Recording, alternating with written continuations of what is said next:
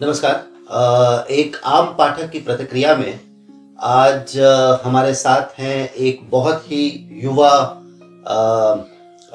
पाठक जिन्होंने अभी हाल फिलहाल में ही एक किताब पढ़ी है और वो उस किताब के बारे में आज हमारे साथ यहाँ पर बात करने के लिए उपस्थित हैं। तो इन युवा पाठक का नाम है आनंदी मनन। हम इन्हें मिट्ठू कहते हैं प्यार से। तो इस पूरे डिस्कशन में हम इन्हें मिट्ठू कहकर ही बुलाएंगे। तो मिट्ठू, कौन सी किताब के बारे में आज आप बात करना चाहती हैं? आज हम आई एम मलाला जो एक हीरो थी हमारी पाकिस्तान की जगह कंट्री में, वहां पर इसके बारे में बात करेंगे। अच्छा, तो सबसे पहले मेरे को भी और बाकी सबको भी अगर आप बता सके कि मलाला असल में है कौन? Who is Malala? मलाला एक बहुत ही छोटी उम्र में उसने बहुत ही बड़ा काम करा। वो बहुत सारे उसको हम सब तालिबान को जानते हैं और उन्होंने बहुत बुरे काम किए। उन्होंने कहा कि लड़कियों को बाहर नहीं निकलना चाहिए और स्कूल नहीं जाना चाहिए और एजुकेशन नहीं मिलनी चाहिए, पर Malala was against that all. अच्छा, तो मलाला ने हर जगह पे इंटरव्यूज दिए, सिर्फ पाकिस्तान की जगह ही नहीं, हम बाहर भी इंटरव्यूज दिए और अपने स्कूल के लिए अपनी फ्रेंड्स भी थे उसके साथ जो उसके साथ स्टैंड अप करती थी और उसके फादर उसके बहुत सपोर्टिव थे। अच्छा। तो मलाला आप बता रही हैं कि एक ऐसी लड़की थी जिसको तालिबान ने तंग किया और पढ़ने नहीं देते। सिर्फ उसी को नहीं, जो जितना भी हमारा पाकिस्तान और अफगानिस्तान का एरिया था वो वाला पार्ट में सबको। अच्छा। तो क्या कहते क्या थे ये लोग? मतलब क्यों नहीं पढ़ने देते थे? इनका क्या? क्योंकि इनके हिसाब से कुरान जो थी, जो इनकी होली बुक है, जैसे हमारी रामायण है और गीता है, और उनकी वो थी, तो उनके हिसाब से कुछ रूल्स एंड रेगुलेशंस होते हैं जिनके हिसाब से उनको नहीं पढ़ना चाहिए था। ओह अच्छा, तो उन्होंने उसके हिसाब से बोल दिया जबकि कुरान में वो था भी नहीं। अच्छा। वो ऐसी बोलते रहते थे कि गर्ल्स को एजुकेशन नहीं करनी चाहिए, गर्ल्स की जल्दी शादी कर देनी चाहिए, गर्ल्स को बाहर नहीं निकलना चाहिए without burqa and all that. Okay. तो उसके चक्कर में तो उन्होंने कुरान जो एक होली बुक है उसको भी गलत तरीके से इंटरप्रेट किया और फिर बोला पूरे के पूरे स्वाट वैली जो है, जो पाकिस्तान और अफगानिस्तान का जो बॉर्डर एरिया है, उसमें उन्होंने बोला कि कोई भी लड़की जो है वो पढ़ने ही नहीं जाएगी। ओह अच्छा। तो फिर मलाला ने इसको कैसे फाइट किया? मलाला ने बहुत सारे इंटरव्यूज दिए जैसे मैंने बोला। उसके बाद उसको इसके कॉन्स्टिट्यूशंस भी फेस करने पड़े। मतलब उसके फैमिली को, मतलब फैमिली नहीं होंगी उसकी, उसको एक बार शूट कर दिया गया ईयर में मलाला 3 times like। और उसके बारे में इस किताब में है। तो आप थोड़ा सा बताएं कि क्या हुआ, क्या था, कैसे हुआ? उसके सारे स्कूल, मतलब जो गर्ल्स और बॉयज थे, वो सारे एक ही वैन में जा रहे थे पिकनिक के लिए। अच्छा। मतलब स्कूल से और जा रहे थे तो वहाँ पे बॉर्डर आया तो तालिबान ने रोका। उसके बस ड्राइवर से पूछा इज दिस द, उनके जो स्कूल का नाम था वो वाली बस, उन्होंने वो कहते ड्राइवर हंसने लगा, कहता बाहर ही लिखा है स्कूल की बस है ये। और फिर उन्होंने पूछा हु इज मलाला, तो एक बंदा अंदर आ गया विंडो में और सबने मेरी तरफ देखा, उसकी तरफ, आई मीन मलाला की तरफ, और उसको शूट कर दिया कान में 3 बार। ओह अच्छा। और मतलब फिर उसका ऑपरेशन हुआ ब्रेमिगन में, यूके, और वहां पे पता चला कि जो उसके शूट हुआ था वो उसके ब्रेन के बहुत पास तक पहुंच गया था। अच्छा। पर होपफुली उसके ब्रेन में कोई डैमेज नहीं हुआ। अच्छा, तो किताब में क्या कुछ इस बारे में भी है कि तालिबान के लीडर्स जो थे वो रेडियो के ऊपर कैसे प्रचार करते थे? तालिबान के लीडर्स नहीं। अच्छा। तालिबान के आने से पहले एक अर्थक्वेक आया था। अच्छा। जो बहुत ही डिस्ट्रक्टिव था। पूरी स्वात वैली का जो अपर पार्ट था, अच्छा, वो बहुत ज्यादा वो हो गया था, टूट के गिर गया था एंड ऑल दैट। फिर उसके जो रिलेटिव्स वो बहुत टॉप पार्ट पे रहते थे, मतलब हिली एरिया में रहते थे, और उनको ऐसा लगा कि this is the end of the world. फिर आया मोहम्मद फजुल्लाह। अच्छा। उसने वो एक रेडियो जॉकी थे, मतलब रेडियो जॉकी के लिए, रेडियो एक्टिविस्ट के लिए, कुछ भी, और वो उनके बारे में मलाला के उन्होंने कहा कि ये सिर्फ वार्निंग थी एक अर्थ के हिसाब से, we will not change our ways, और वार्निंग्स आएंगी। अच्छा, उन्होंने फिर से होली बुक को गलत इंटरप्रेट करके, तालिबान के पहले आए थे। अच्छा, और फिर से गलत इंटरप्रेट किया, नेचर ने अर्थक्वेक दिया। हाँ। और उन्होंने कहा कि ये देखो, ये अल्लाह हमें कह रहे हैं कि उन्होंने कुछ और ही टर्न कर दिया। ओह अच्छा। तो इनके फादर भी एक टीचर थे? हाँ, इसके फादर, मलाला के फादर, उनके बारे में भी कुछ इस किताब में है? हाँ, वो बहुत बहुत ज्यादा ब्रेव थे।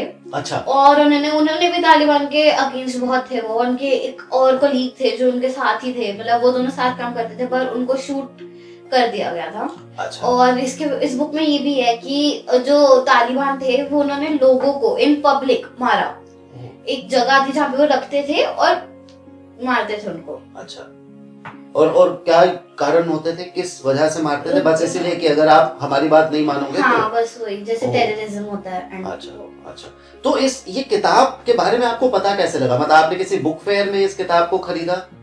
हम जब दिवाली चली थी तब मैं बुआ के घर गई थी उन्हें दिवाली देने, तो वहाँ पे बुक शेल्फ पड़ी थी। बुक शेल्फ पे ये दिखी मेरे को, उनकी बुक शेल्फ? हाँ। अच्छा। और मेरे को ये बुक तभी पसंद आ गई बिकॉज मलाला, मतलब उनके बारे में बहुत पता है, बस इसके अंदर बहुत सारी अलग अलग चीजें हमें नहीं पता था कि उन तालिबान के आने से पहले वो एक बहुत ही नॉर्मल लड़की थी और उन्हें कैंडीज नहीं पसंद थी पर उन्हें कपकेक्स पसंद थे।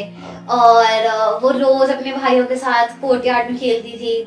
उसके जब भी रिलेटिव्स आते थे, फेवरेट स्पोर्ट क्या, कौन सा ऐसा स्पोर्ट नहीं था, पर वो कोर्टयार्ड में क्रिकेट खेलते थे, गली में फ्रेंड्स के साथ खेलते थे। और फिर जब भी कोई रिलेटिव उनके पास आते थे तो वो मलाला की जो मदर थी वो किचन में दूसरी लेडीज के साथ गॉसिप करती थी और जो मेन थे वो ड्राइंग रूम में बैठ के पॉलिटिक्स डिस्कस करते थे।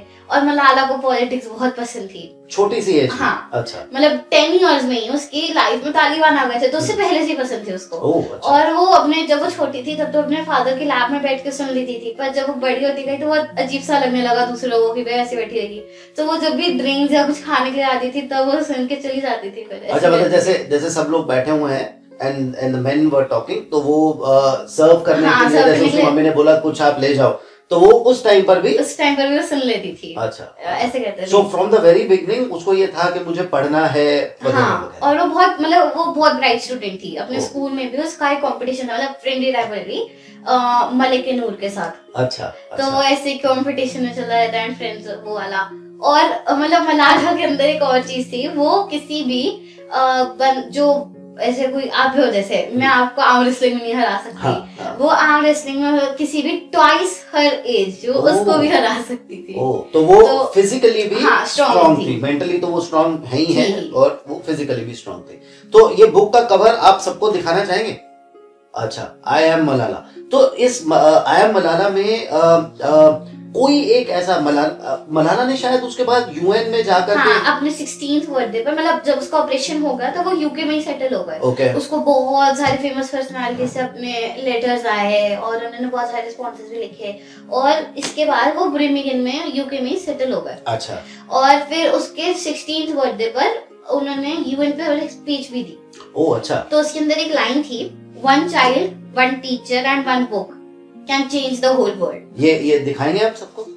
अच्छा, so it says, थोड़ा सा आप ऊपर कर लेते हैं अगर। One child, one teacher, one book and one pen can change the world. मतलब one child Malala, one teacher his father, one book this book and one pen how she wrote it. अच्छा अच्छा। Can change the world. Very nice, very nice. Book में से कुछ ऐसा जो आप पढ़ के सुनाना चाहें? ये मेरा फेवरेट पार्ट है, ये बिफोर तालिबान का है। इस चैप्टर का नाम है free as a bird. As free as a bird. As free as a bird. अच्छा। When a boy is born in Pakistan, it causes for celebration.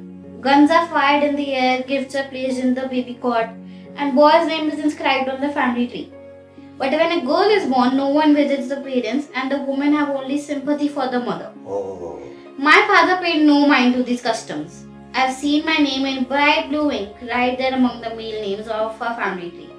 Mine was the first female name in 300 years. Throughout my childhood, he sang me a song about my famous Pashtun namesake. Oh Malala Maiwan, he'd sing. Rise once more to Pashtuns understand the song of honor. Your poetic words turn world around. I beg you, rise again. Wow. मतलब जब छोटी थी उसका तो मतलब नहीं आया और अभी हमें भी नहीं समझ आएगा because you are not Pashtuns, मतलब उनकी जो कास्ट थी। पर बड़े होते होते इसके अंदर लिखा भी है कि अभी मैं छोटी थी तो मुझे कुछ समझ नहीं आया, पर एज शी ग्रू ओल्डर से समझ आया कि क्या कहना चाहते थे। तो इस वर्ड का जो राइट प्रोनाउंसिएशन है बेटा वो है पश्तून, और हम पश्तून के बारे में इस वीडियो के बाद बात करेंगे। लेकिन ये जो किताब है इसको पढ़ने के बाद जो फर्स्ट थॉट आपके दिमाग में आया वो क्या है?